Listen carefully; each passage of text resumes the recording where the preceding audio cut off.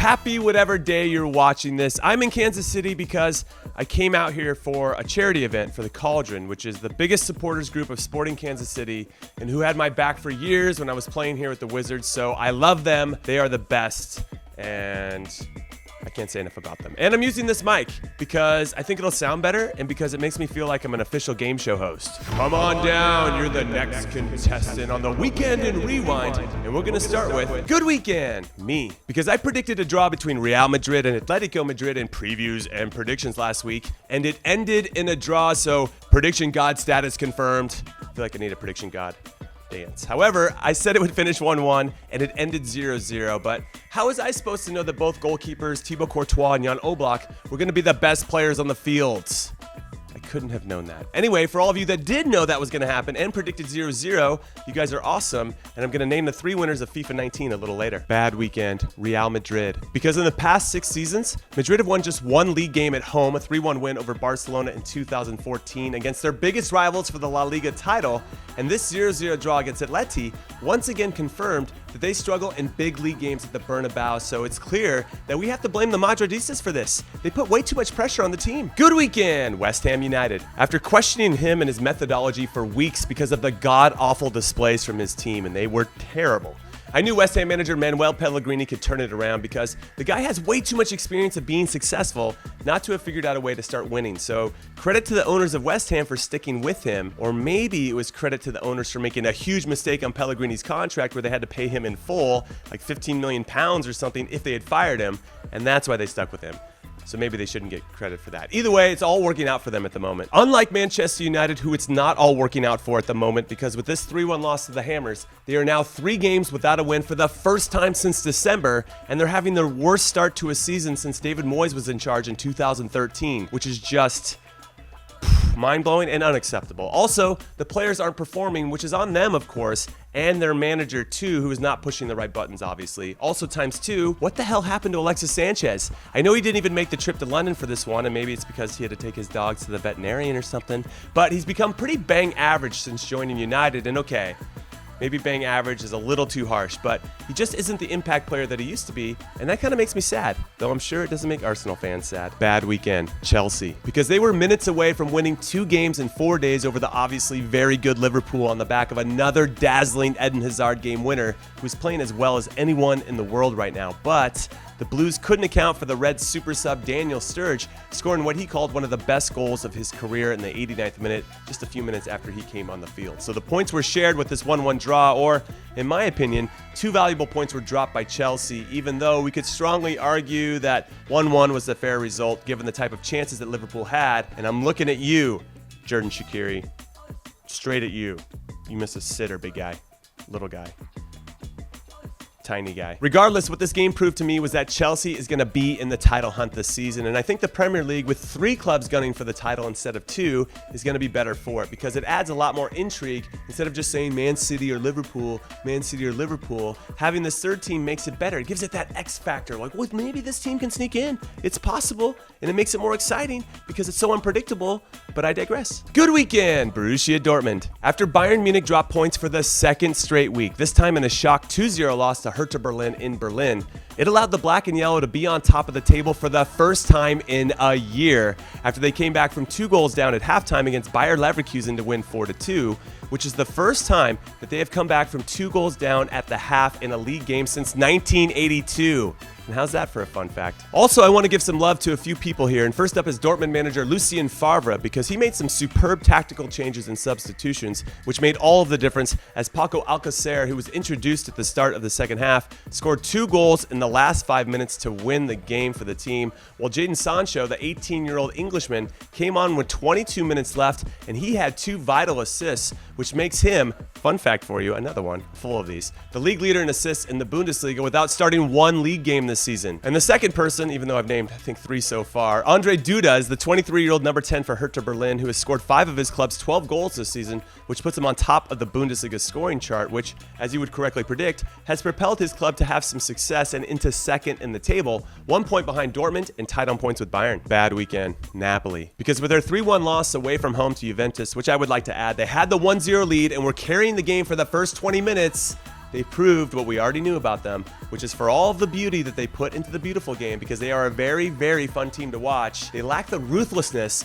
of stepping on their opponents' throats to win games, especially the biggest of games, which for me is a necessary requirement to stop Juve from winning an 8th straight Scudetto, so it's just not going to happen. So congrats to Juve for winning the league again. Good weekend, Mario Mandzukic, because the Croatian international could be benefiting the most from the arrival of Cristiano Ronaldo after he scored 2 goals in Juve's big 3-1 win over Napoli, which both came off of 2 CR7 assists, which for all of you Cristiano haters out there who say he can't pass, he now has 4 assists on the season, which is more than any other player in Serie A.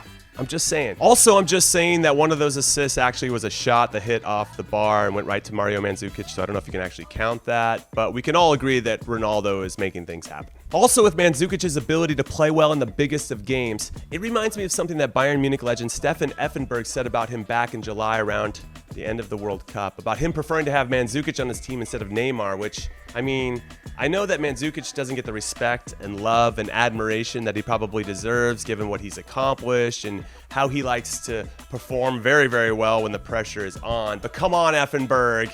You would take him over Neymar? Are you serious? Never. And speaking of Neymar, in arguably the biggest game in France this weekend, the relatively hot Nice, who were on a 3-game unbeaten streak under their new manager Patrick Vieira, hosted the defending league champions PSG and got a nice dose of "you're not as good as you think you are," losing 3-0, with Neymar scoring the game winner, which was a nice curling effort from the top of the box, as he does, to add to another he got later in the game off of a nice and unselfish layoff from Kylian Mbappe, which puts Neymar on top of the league scoring charts with 7 goals in 8 games. Also, I predicted that Neymar would have a hat-trick in this one, and he only had 2 goals.